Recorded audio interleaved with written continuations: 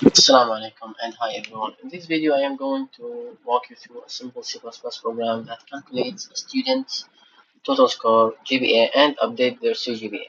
Let's go step by step and break down everything we did in this code.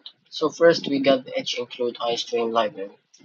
We included the iStream library because we want to use input and output functions like cin and cout. Then we use the using namespace std. This line allows us to use cin and cout directly without having to type std before them. Then we declared the function called calculate total, which we use the data type double for this function. Then we assign four parameters inside this function, which are quiz, assignment, project, and test. What is the mission of this function? That it will return the final score by multiplying each of the value by its weight and adding them together, which will be the quiz 10%, the assignment will be 20%, and the project will be 30%, and the test will be 40%. Why we use this function instead of writing it inside the main function?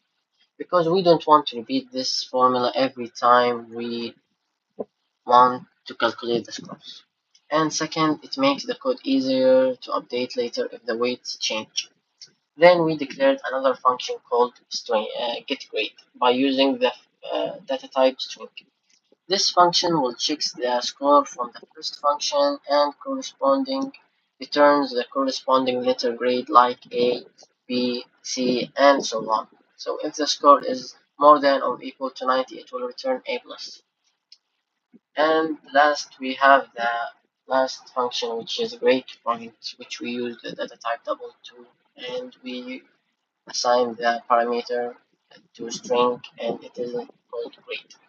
This function turns the letter grades from the second function and into GPA values like for 2.67 and so on. So we used these three functions to make the code more easier, and if we want to update anything later, it will be more easier for us. So now we will begin with our main function. If you can see here that we wrapped everything in the main function inside a while true loop. Why we did that? So the program keep running and the user can keep doing new calculations without restarting the app until only stops it will only stops when they choose to quit. So now you can see that we used multiple cout functions to show the name of the program and what they want to do, and our menu of the program: calculate total score, grade, 2 if they want to calculate GPA, 3 if they want to update their CGPA. Now we have another while true loop. Why? This one for the choice of the user. If the user enter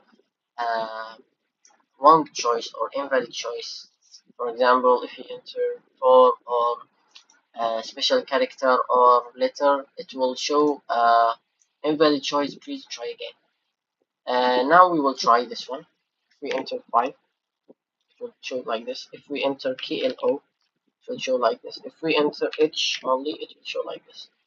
And this is like I said. And we use the clear and ignore. Why we use them?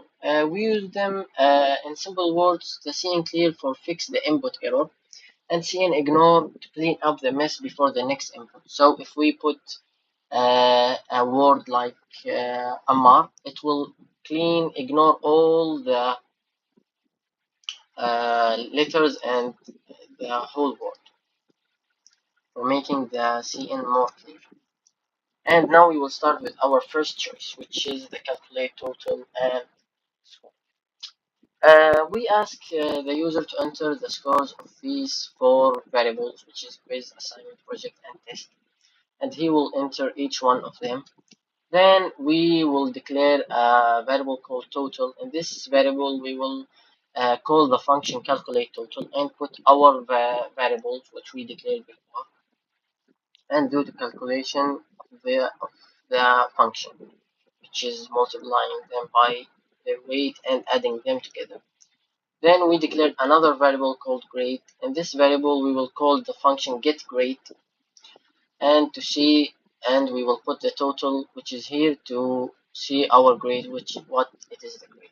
Here it's the data summary and the total and grade. Now we will try it to see how it works. So we'll do one quiz score will be 90, 19, 18, 50. So this is our total score and this is our grade. Okay, so now we will say in. Okay. Now we will continue. So here is the second choice. If the choice equal to, we declare subject and ask the user how many subjects do you have, and we assign our total point and total credits. And we use a for loop. Why we use this for loop? Because we don't know how many subjects the user will enter. If he enters 5 subjects, this message will show 5 times, and each time it will do the subject number. For int I is less than or equal subject that we will put I plus plus until we reach our subject. Now we will do the calculations for this choice, and here you can see that we use the ternary operator. Why that? The ternary operator is like a simplify if else statement. Here you can say if total credit is more than 0, then if yes, total points divided by total credit. If no, 0. Assign it to 0. And see out the data summary and our GPA. Okay, we will try it now. The second choice, which is 2. How many subjects? We will see 3. Okay, for subject 1, 3 credit hour. For subject 2, we will say A plus, and 2 credit hour. We will say B. We will say 3 credit hour. Okay, your GPA is 3.3775. Do you want to perform? No. Okay. So now we will move to the last choice, which is update the CGPA.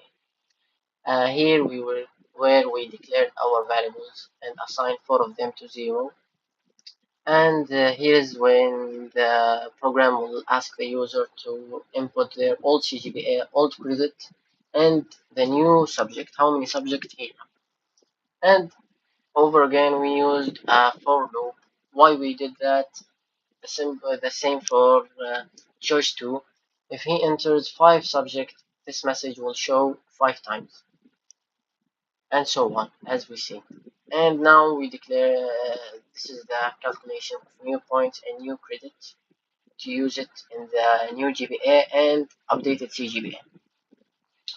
So the new GPA, we use ternary operator again. If the new credits from here is more than 0, if yes, new points divided by new credits.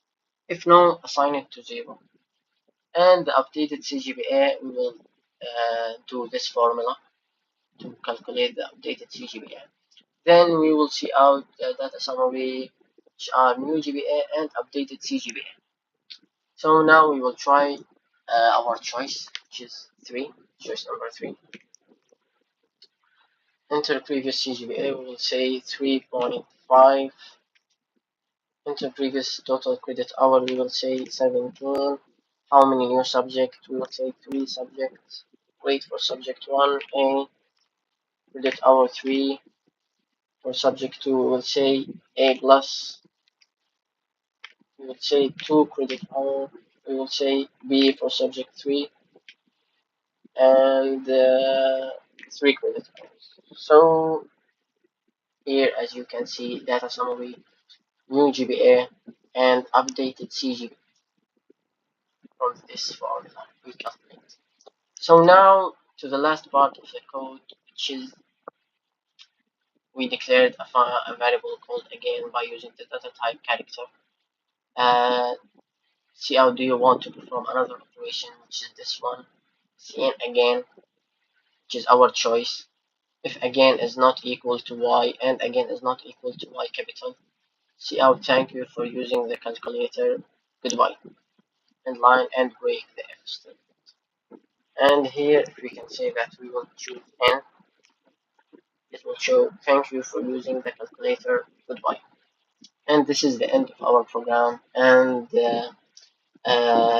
we saw how functions help us organize the code, how loops make it repeatable and flexible, and how little things like input, validation, and the ternary operator help avoid errors and keep the program smooth. I hope this explanation made everything clearer and easier to understand. Thanks a lot for watching and happy coding.